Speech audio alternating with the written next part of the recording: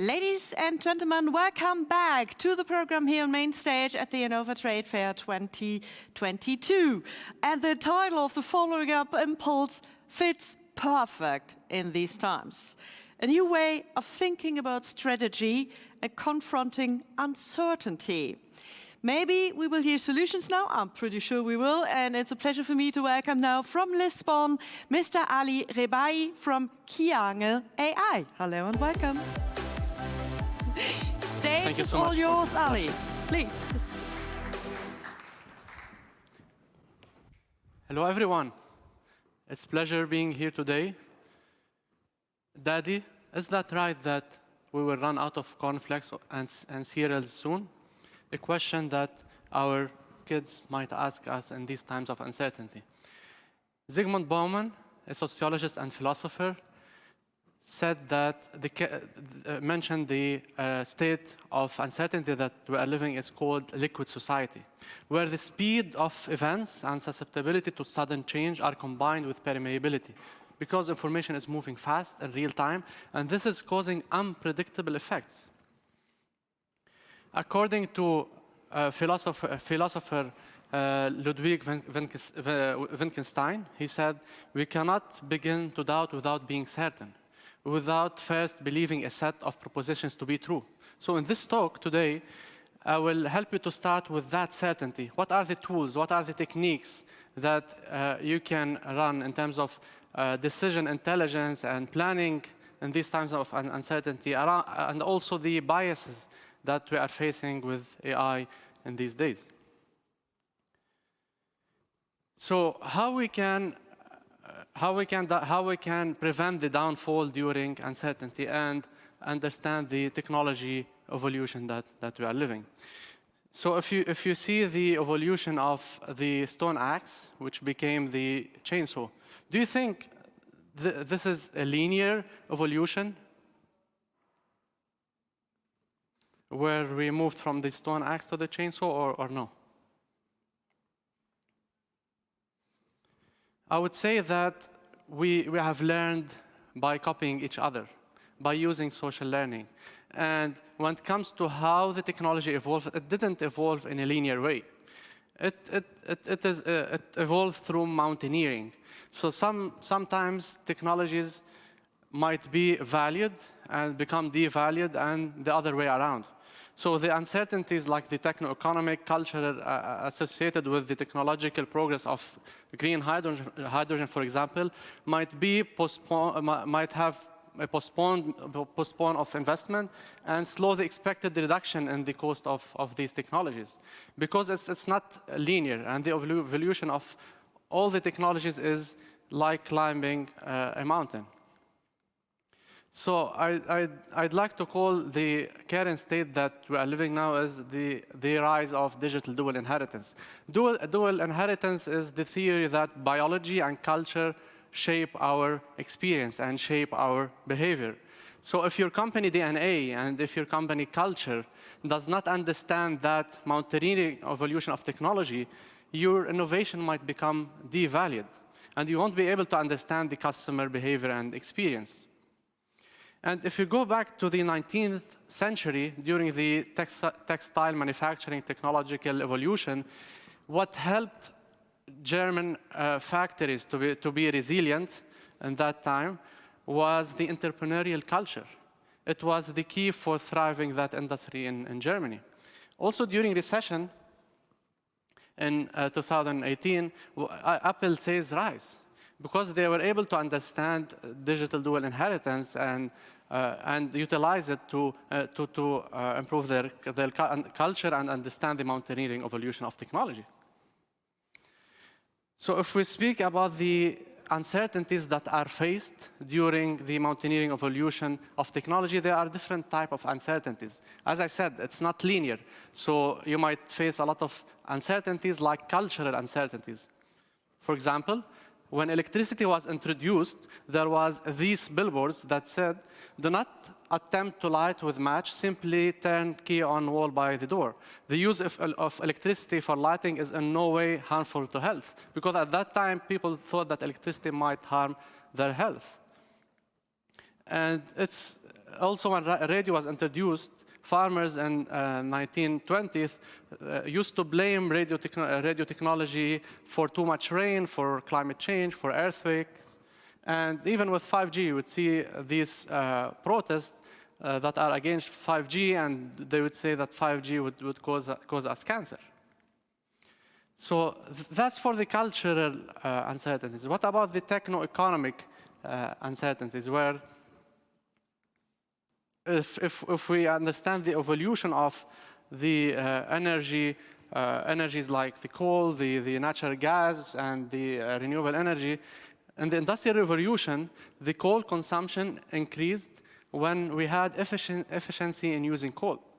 But then now, if we want to increase the green hydrogen consumption, we should have efficiency in production, because CO2 emissions are emerged when we are producing the green hydrogen, but not when consuming. So it's different from how coal evolved. If we want to plan under uncertainty, under all these factors that might affect us while having a mountaineering evolution of technology, there are different type of roadmaps that are taken during uncertain times. Now, if most of the strategies built are linear roadmaps where you move from A to Z and you have different projects or prerequisites. But as we move into higher uncertainty, we will have a range of futures or a range of scenarios. Then we will have branching scenarios with storytelling, and then we will have an interconnected system, and then a complex system with situational awareness and anthropology. And as I move forward in the slides, I will give some examples on using these type of techniques for building your strategy. And the thing is, if you see this cartoon, I've worked here for 10 years, but I'm still not sure which floor my lab is on. Why? Because this building was built using non-Euclidean architecture. And we as humans, we don't have the perception to understand non-linear things in life. We mostly understand linear things in life. And similarly to what's happening now with the food crisis, there's an article that was published this month in The Guardian, which explained that the global food crisis is a complex system. So let's imagine that we have the different stakeholders when it comes to food crisis, like the seed and farm chemicals, the commercial and institutional relationships between them, corporations trading grain, major exporters, importers, and ports through which food passes. If you try to understand the whole complex system that we are facing, first, the ports that food passes are vulnerable. If you talk about Suez Canal or the Black Sea, where there's a crisis happening within that area as well. And also when it comes to the major exporters and the importers, for 18 years, the number of trade connections between the exporters and importers of wheat and rice doubled. So whenever you have strong connections in your complex system, then you might be facing some troubles in the future. And you can also detect things like the food autarky, where countries might end food imports in favor of producing all the food stuff domestically. Also, when it comes to the supply chain crisis, so this is where the ships are stuck in Shanghai during the lockdown.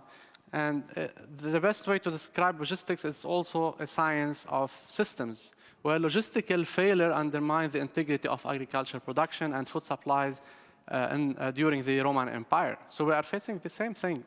And also Karl Marx might have stated in The Capital that the wealth of nations in the 21st century increasingly appears as an immense collection of containers. So if we take an example of that, when it comes to Apple, the stockpile moved from 30% to 2% from 1997 to 2007, as we moved to just-in-time manufacturing. So, and this is also causing these disruptions nowadays. And when it comes to planning under uncertainty, we really need a new approach. We are talking about a multidisciplinary approach where we would use human sciences, arts plus storytelling, AI, and decision intelligence plus digital twins. And I will give examples for all these approaches in the next slide. So let's start with decision intelligence and digital twins. Gartner mentioned that decision intelligence is the top strategic technology trend for 2022. And when it comes to decision intelligence, there are differing decision types that are needed now. When we talk about taking decisions in times of uncertainty, we are talking about decisions that have become more connected. And as we have more interdependencies in the systems and the complex system, for example, in supply chain, we need to have one local decision might impact the whole network. Also, decision-making is now more of a continuous process. That's why digital twins are being built to reflect the reality that we have and to automate the decisions and reflect the reality, as I said. So decisions also need to be more contextual and personalized, or else we'll have this where we'll have the new technology, but we'll still using the old technology. And as you can see here, riding the carriage horse instead of using the car. And the best way is to now start with scenario planning. And I've listened to a podcast by Cambridge Research that was published last month, where it said we need to conceive of the future of AI in terms of scenario planning, rather than predicting or doing forecasting. Because things are uncertain now in a way where it's really challenging to do the forecasting that we are doing now with AI, but we should move forward to do scenario planning. And scenario planning is not a new approach that companies can do. So 800 BC, Assyrians created an original scenario thinking mindset as a central strategy for the management and the maximization of power for the state of Assyria. And if I want to give you an example for a complex system or to build a nonlinear model, this is one example by using agent-based modeling for supply chain crisis. So Toyota stockpiling requirements have helped it weather the supply and demand shocks during COVID-19. As you can see over there, the fulfillment time of Toyota were constant. But if you compare it with the with electronics, it's the fulfillment time is much more higher. And even when it comes to the demand, when the pandemic started, the demand for cars was lower, while the demand for electronics was higher. So you can use agent-based models to do these kind of scenarios and see how the future would shape. This is another example. So for hydrogen energy, you can see over there, energy security. We have energy insecurity now because of the geopolitical crisis in Ukraine, and then that might affect the energy dependency, and that would risk the supply chain disruption. But in order to decrease the energy insecurity, we need to introduce a renewable hydrogen energy. So it's a balanced, let's say it's a balanced loop. So this is a way to model this kind of complex system and build these balanced loops. And if you remember when I presented the different type of strategy formulation, moving from the linear to the non-linear diagrams, I mentioned the developing branching narratives, not just conservative scenarios. So storytelling is very important when building when doing scenario planning, because there's a German word by philosopher which is called Dasein, where expression is a key part of the uncovering of Dasein. So expression is a key part of being in the moment and the way we experience or relate to our moment by talking about them and telling stories about them. And when it comes to climate science, it's mostly driven by mathematics. But the knowledge it produces is not. That's why we also need to include storytelling in climate science.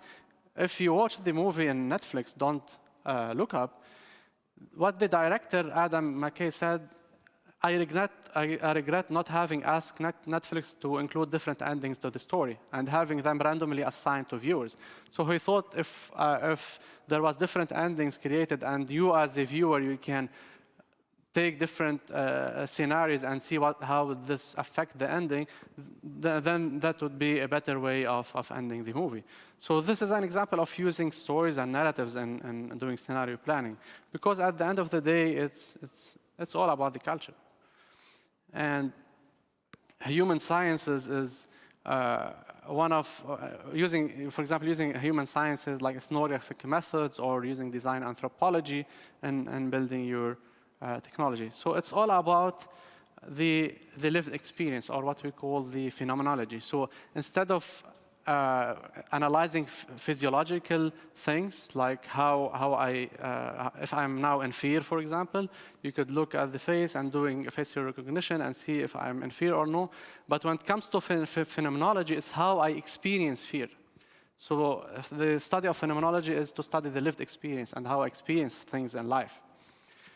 And if I want to go back to the Stone Age and then to electronic age, to how we as humans experience technology. In the Stone Age, there was the bow and arrow, where it extended the peripersonal space of us. So we are able to extend at a distance and being able to coat our animals, for example. So as we move to the Iron Age, what we cared about technology is how it looks like from an outside appearance. So there was ceramics that resembled anthropomorphic features or human features, like their user gender, age, and status. But as we moved to the electronic age, we were more interested in what's happening inside the machine. So in Silicon Valley, they hired artists, and they drew for companies like IBM the silicon and how it looks like from inside. But when we moved to digital age, we were no longer interested about what's inside the technology, but more about the processes and the products over the physicality of machines. Now in the data age, we are moving from bits to conversations and having things like the metaverse. So, and then if we speak about explainable AI, now artists are being hired again to kind of understand the biases, as you can see, that might appear in our AI algorithms.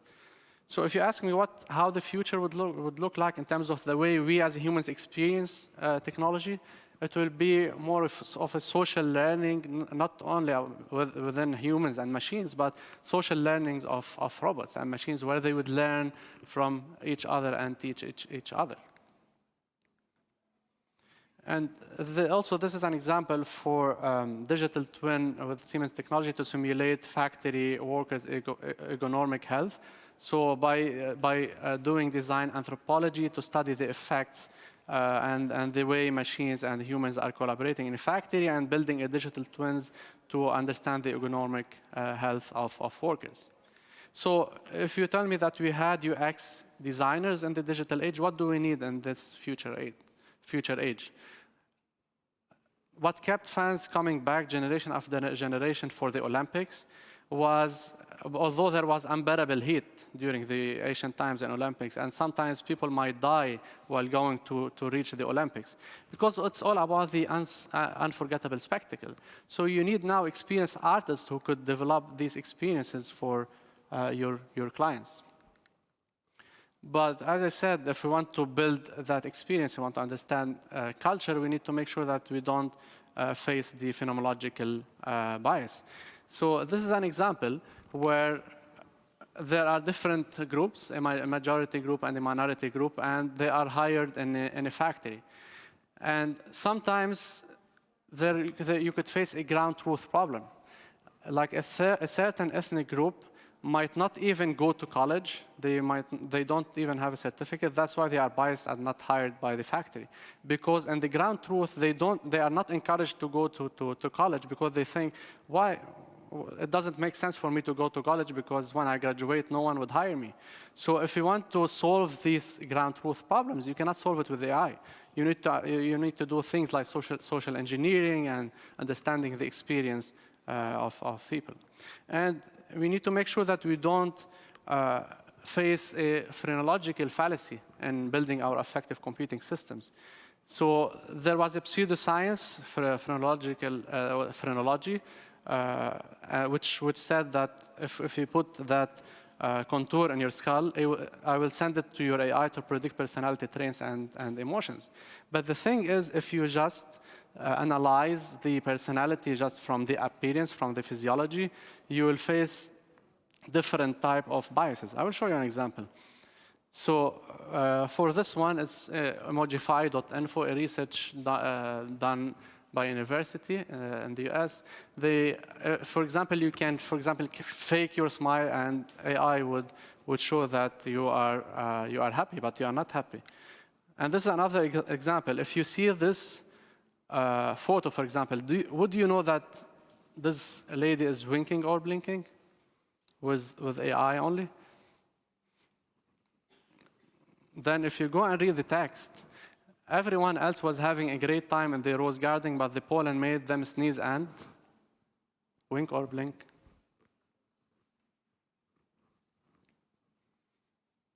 What do you think?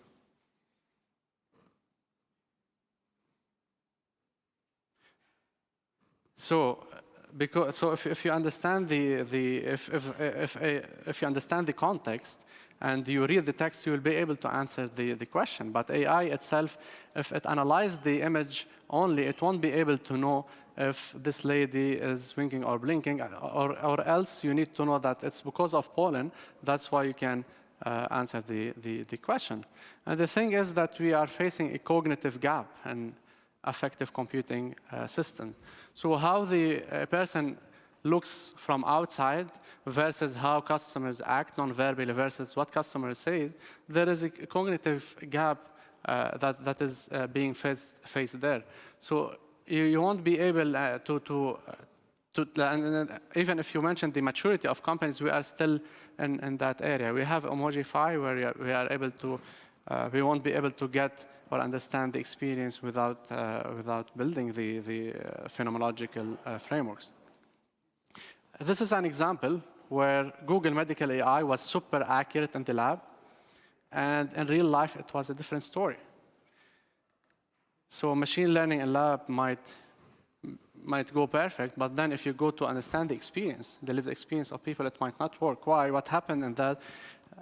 They built a system for where in a clinic and where people would take photos for the skin, and it will give them a result. But what happened in real life and experience, because they were doing that very fast, so the images were coming blurry.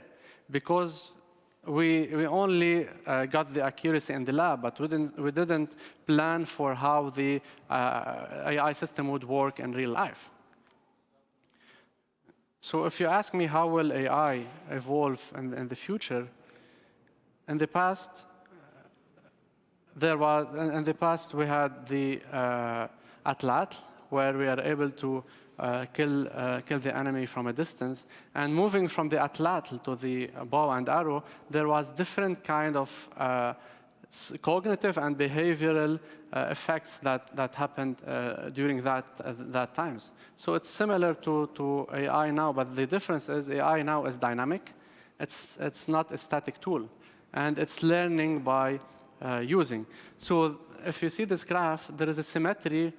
The symmetry between the producers of AI and we as people and companies who are providing that data is decreasing, while as we move to automation and as AI is learning by using, it's also increasing. That's why we need to build AI systems that are explainable, or else we'll face this. I have read the story last week where a guy built trained machine learning models on microwaves, and then the microwave told him that I will want to kill you. So if you don't build AI algorithms and think about bias and think about phenomenology, you will face these kind of examples. And it's similar to Facebook. So if you serve Facebook, machine learning models might sort news feed for you. But do you know what's behind the news feed? Why it's sorting that news feed and personalizing it for you? So AI is not like the atlatl or the bow and arrow. It's not a static tool. It's dynamic. It's learning by using, and the model itself is probable. It's uncertain and it's dynamically changing. Final words. If we speak about the metaverse and how the technology on AI will look in the metaverse, it will not only be dynamic, but it will also hold our senses, not only control what we see, but change the way we see it. I hope that was a useful discussion for you, and I'm now open for your questions. Thank you so much. Thank you very much, Ali Rebaie. Thanks so much. So you're welcome to take a seat and to go into the debates with the audience. It was really fascinating topic, really thrilling. Thank you very much. Thank you so much. Thank you. So, Punkt 14 Uhr geht's hier weiter mit Next Generation Manufacturing. Bleiben Sie bei uns. Wir stellen Ihnen eine Studie vor, die, denke ich, so einige spannende Erkenntnisse bringen wird. Bis gleich.